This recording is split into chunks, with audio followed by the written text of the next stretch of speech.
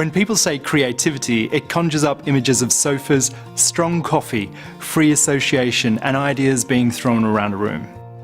And there are times when that might be the case, but the real test of your creativity comes when you have to solve your own problems.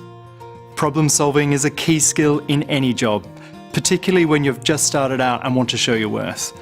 Because let's be honest, the world of work is mostly about making decisions and solving problems.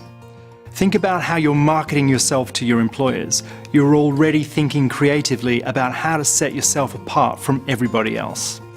The challenges and intellectual hurdles you face are what makes work so interesting.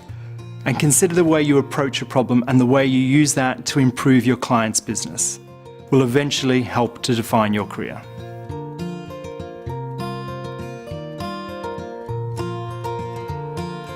What's really going on? The key is to see things that others might not.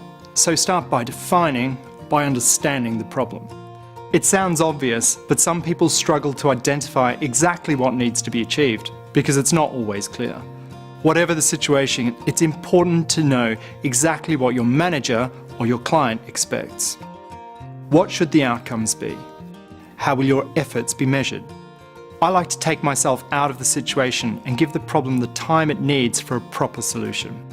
I go swimming or running, I find an environment where my head is clear and I can get a different perspective on things.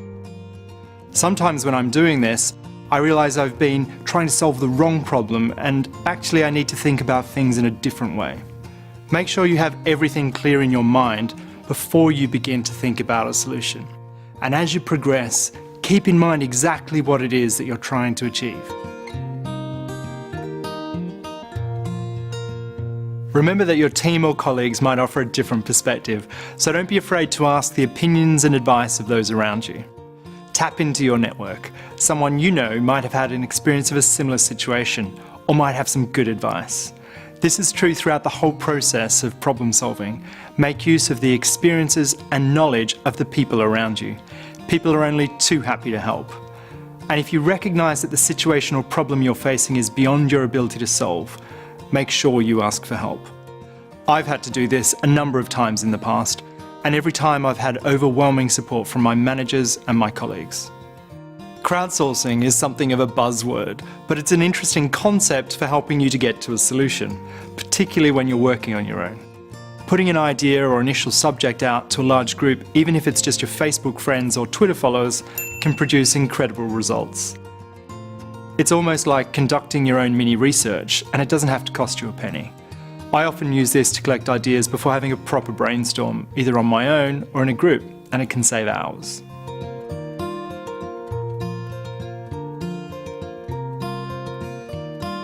How you set about finding solutions will depend on your personality and what you find easiest. Techniques like mind mapping or road mapping enable you to think around an issue and prevent your thoughts from becoming too linear. Explore all ideas, even if you think they won't work. You might be surprised what comes up. And when you think you've found a good solution, remember, refer back to the original objectives. Do you think you've met what you set out to achieve? If you're happy with the outcomes, make sure you organise your thoughts. Your team members and managers will want to see your process and how you've got to that point.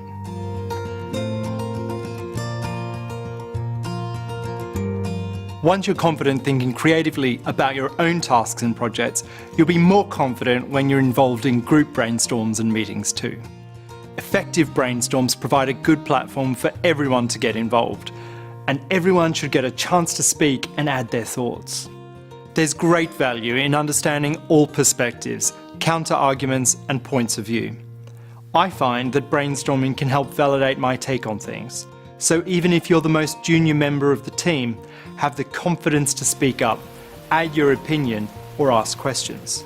There's a big chance someone else in the room will be asking the same thing. Also remember that people will be open to your ideas, particularly if you're new. You may be able to offer a fresh perspective to a room full of experts.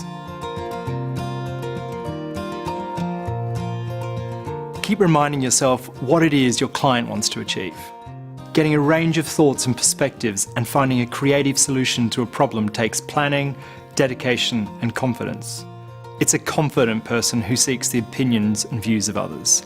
but your ability as an individual to think creatively will be one of the most important things you can learn.